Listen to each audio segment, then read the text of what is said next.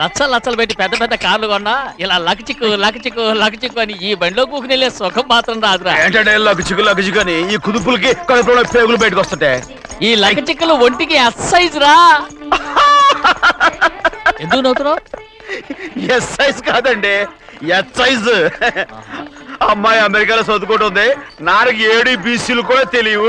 చాలేవో, ఆ బండి పెట్రోల్ అయిపోతే ఆగిపోద్ది, ఈ బండి ఆగదు. ఆ బండి పంచర్ అయితే ఆగిపోద్ది, ఈ బండి ఆగదు.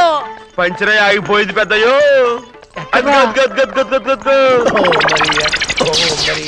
మన బండిలా ఉంది. లాగా కాదు, మన బండే. డ్రైవర్ మలిగా ఏమైందిరా? చూస్తే తెలియలేదా? టైర్ పంచర్ అయింది. Gas trouble.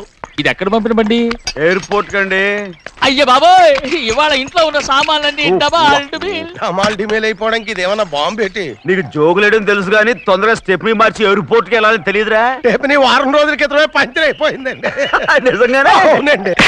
వారం క్రితమే పంచర్ అయిపోతే స్టెప్ని పంచర్ వేయించాలని నీకు తెలియదురా? నన్ను ఏం చేయమంటారండి? వారం రోజుల క్రితం ఇదే రోడ్లో వెళ్తుంటే ముందు టైర్ పంచర్ అయిపోయిందండి. స్టెప్ని వేసాలండి, తర్వాత స్టెప్ని పంచర్ అయిపోయిందండి.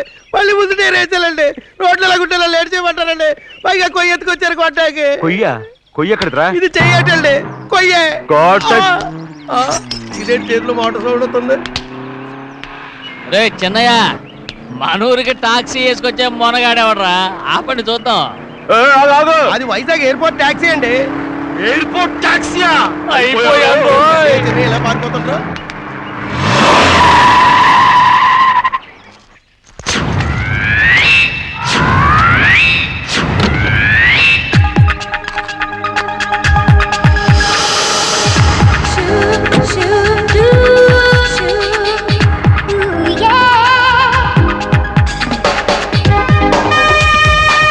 బయటికి రండి.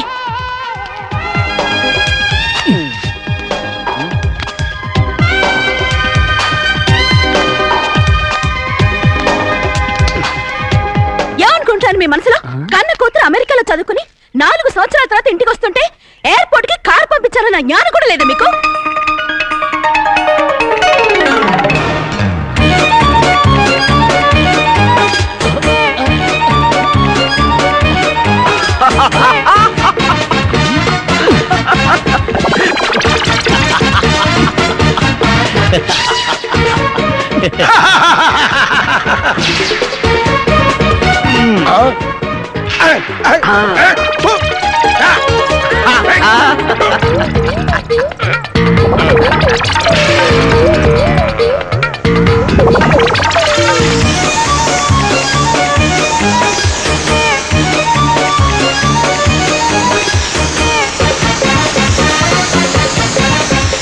అక్షరాలు ఎర్రగా వస్తాయి పెద్దయ్యా, మరి కోపం ఎక్కువైపోయింది. అవునరా?